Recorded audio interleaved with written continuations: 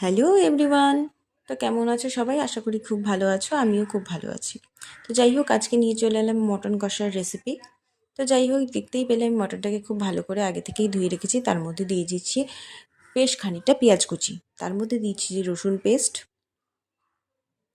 আদা পেস্ট, তারপরে যে যতটা ঝাল খেতে চাও সেই পরিমাণ মতন দিয়ে দিতে হবে লঙ্কার গুঁড়ো। চাইলে বাটা লঙ্কাটাও ইউজ করতে পারো। যাই হোক, আমি লঙ্কার গুঁড়ো দিয়ে নিলাম। তার মধ্যে দিয়ে দিচ্ছি পরিমাণ মতন হলুদ, তার মধ্যে দিয়ে দিচ্ছি আমি জিরে গুঁড়ো, তারপর পরিমাণ মতন নুন,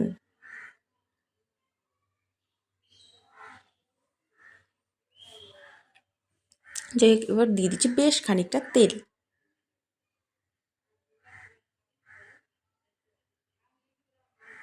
তারপরে সব মশলা দেওয়া হয়ে গেলে এটাকে আমি হাতের সাহায্যে খুব ভালো করে মেখে নেব।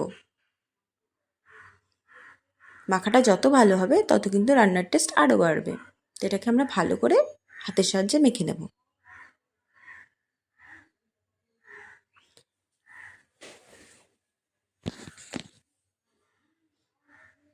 দেখতেই পেলে আমি খুব ভালো করে মেখে নিয়েছি। মাংসের গায়ে খুব ভালোভাবে মশলাটা কিন্তু লেগে গেছে।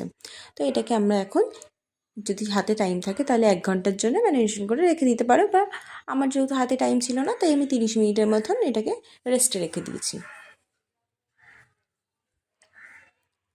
চলে এলাম আবার 30 মিনিট পর। তো 30 মিনিট পর এসে আমি এটাকে কড়াইতে একটু সামান্য তেল দিয়ে তার মধ্যে তেজপাতা শুকনো লঙ্কা দিয়ে ম্যারিনেশন করা মাংসটা দিয়ে দিলাম।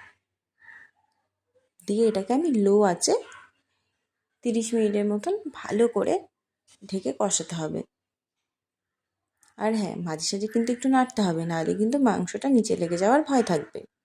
তো যাই হোক, এটা আমার প্রথম ভিডিও, ভয়েস ওভার দিয়ে প্রথম ভিডিও। যদি ভুল ত্রুটি কিছু হয়ে থাকে তাহলে সবাই নিজের মনে করে একটু ক্ষমা করে দিও।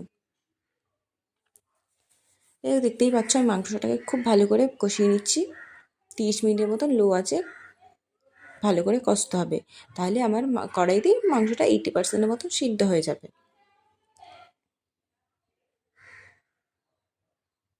দেখতেই পেলে আমি খুব ভালো করে কষিয়ে নিলাম। মাংসটা কিন্তু খুব ভালোভাবে কষিয়ে নিয়েছি। দেখো, ভালোভাবে আমার কিন্তু 80% মাংস সিদ্ধ হয়ে গেছে। তো এটাকে আমি একটা প্রেশার কুকারে নিয়ে 2-3টে সিটি দিয়ে নেব। সিটি দেওয়ার পরে আমার মাংসটা কিন্তু প্রায় রেডি। তো নামানোর আগে আমি একটু গরম মশলা আর ঘি দিয়ে নামিয়ে নেব। তো আজ এই ছিল আমার মটন কষার রেসিপি। কেমন লাগলো সবাই কিন্তু জানিও। আবার দেখা হচ্ছে নেক্সট ভিডিওতে। ভালো থেকো সবাই, সুস্থ থেকো, টাটা।